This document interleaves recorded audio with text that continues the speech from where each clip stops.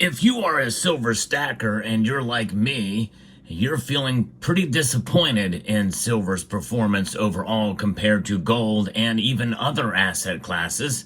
However, I'm here to tell you and encourage you that you are really at a point of advantage with being a silver stacker right now. And I'll explain why you should not lose hope and not lose heart with silver as we explore.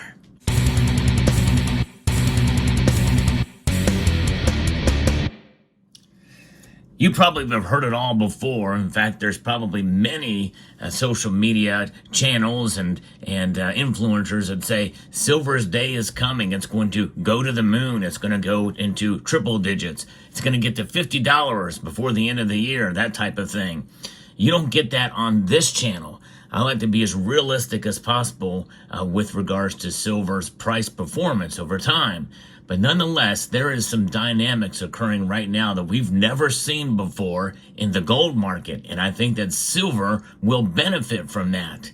Before we get there, I want to remind you that there are going to be dips in the market from time to time. No question about that. And during those times, well, that's the time to look, if your budget allows, for silver at the lowest price possible. Summit Metals have very competitive prices all the time, and many times they are the low-cost leader of certain products in precious metals, both gold and silver. So next time you're shopping around, just give them a look at summitmetals.com. Now, silver is a metal that has frustrated many of us for sure, as many people feel it should have gone up higher than it has so far.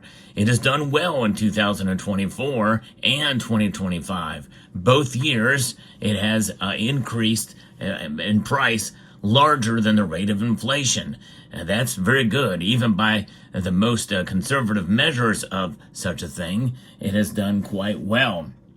And in a sense, when you look at it in and of itself and on its own, it hasn't done too bad. If you're a silver stacker that started in 2024 in January, well, you're sitting pretty right now. You're happy.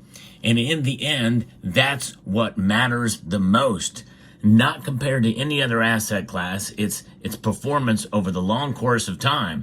And in this case, just over a year, it's done very well. In fact, if you've been stacking silver for a long time, well, you know that there's been great periods of time where silver's price has been pretty stagnant, not much movement at all in the price. And that's what it is. It's the long game that we have to think about with regards to silver. However, I think that we are in a unique situation right now, and silver stackers themselves are even more unique in a position to be able to take advantage of what could be coming down the road. Now, this channel, I will not be telling you that silver is going to go to $50 this year. I am bullish and have been bullish on silver for the last 4 or 5 years since I started making year-end predictions. This year is certainly no exception to that. I feel that we could see silver reaching $36 an ounce. That's just my feeling, and I've been wrong more than I have been right on that for my year-end predictions. However, most people feel that we're going to probably see it move up, maybe even closer to $40 this year. And I think that's exacerbated by what gold is doing. And with the gold to silver ratio fairly wide right now, in fact, as I record this video, it is sitting just under 90-1. That would be normally considered a very high gold to silver ratio, unusually high, as most of us feel that should be much narrower than that. I believe the new normal for the gold to silver ratio is somewhere between 70 and 75-1. So we're outside of the norm. Now, what I think is going to happen down the road is we are going to see probably maybe even a panic buy for gold, especially after what we're hearing about what could be happening. Realistically, we could see an audit of the gold reserves at Fort Knox and maybe even in New York as well. If we see an audit there, it's going to bring attention to gold. And with all of the gold flooding in from the United Kingdom and other places being patriated here to the United States with one big mystery buyer or maybe a few mystery buyers, some speculate that it could be the Treasury itself or maybe even the Fed buying gold. We don't know. But nonetheless, if that news is confirmed at some level of form, it's going to bring a lot of attention to gold, and I think the price will go up dramatically. You know, I'm talking about moving a couple $100 an ounce very, very quickly upon the confirmation of that news. And I think silver could benefit from that for two reasons. Number one, in a normal market reaction, and most of the market is driven with the price swings by emotion. The psychology of the market is something that I discuss a lot on this channel.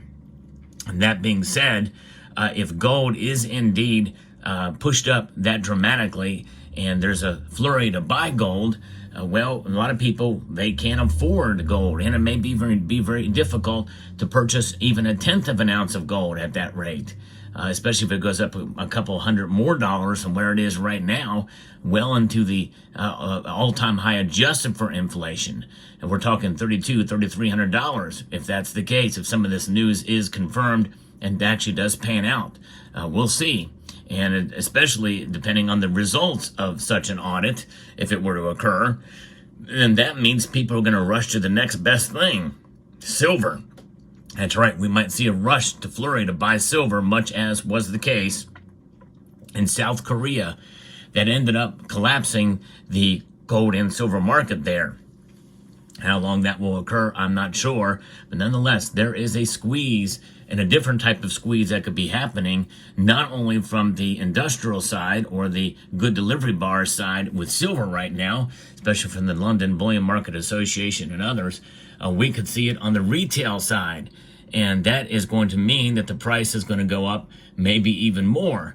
And therefore, those of you who hold silver right now, well, you're going to be in the driver's seat, because you're going to have silver that you could either sell for a profit, in other words, stacking it as an investment, or you're going to be in a well-positioned place to be able to have further protection against the troubles of persistent and perpetual inflation that doesn't seem to be slowing down anytime soon. Now, of course, that will have to take some time to pan out. You know, obviously, less spending by the federal government means there's no need to print more money, so that's going to help. But that's going to take time, folks. That's going to take time to reveal itself, especially as we track the FRED, the M2 money supply. And that's what we're going to do on this channel. I like to bring you the latest news in the world of precious metals, and that's one of the things we check, because that's a big driver in terms of price. The amount of dollars in circulation compared to how much silver is in existence. And nonetheless, you can't print silver, but certainly you can stack it and you can hold it and you can preserve your wealth. And the silver that you see here has been accumulated at different points of time. But nonetheless, the variety of the silver purchased at different price points, it's all the same in terms of the weight of the silver. And you measure your wealth in ounces, not so much in fiat dollars. And there's something about having something of value that has been money for thousands of years outside of the system altogether. And that's what silver stacking is about, in my view. But nonetheless, I think we are at an advantage with silver stackers, which is one of the reasons why I encourage folks not to sell, especially during this point in time, because there is a glut of silver still at local coin shops, although I think we're starting to see that tide turning a little bit, where there's a little bit more selling happening, and people are starting to see, well, gold trading, near an all-time high again. It's pretty much right at $2,900 as I record this video now. By the time you see it, who knows? It could have pulled back a little bit more. It could have climbed up a little more from that. But silver has a lot of headroom to move. Now, one other thing I want to discuss and people make a note of is that the gold to silver ratio, they think, well, it's so high compared to the amount of silver that comes out of the ground. There's been fixed ratios of 15 to 1, 16 to 1 for a long time, but those were fixed by man. The mining ratio between the two metals is somewhere between 7 to 1 and 9 to 1, or at the most 10 to 1. But those two ratios should not be used as any measure of where silver's price should be. they're wholly and completely independent of the reality of the markets today.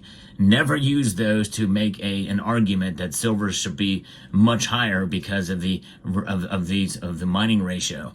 And that is essentially using the rarity argument for what something should be valued.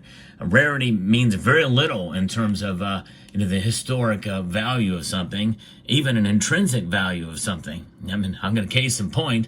I'll show you exactly what I mean by that when I reach 100,000 subscribers. I am trying to grow to get 100,000 subscribers. Would like to get it by the end of the year.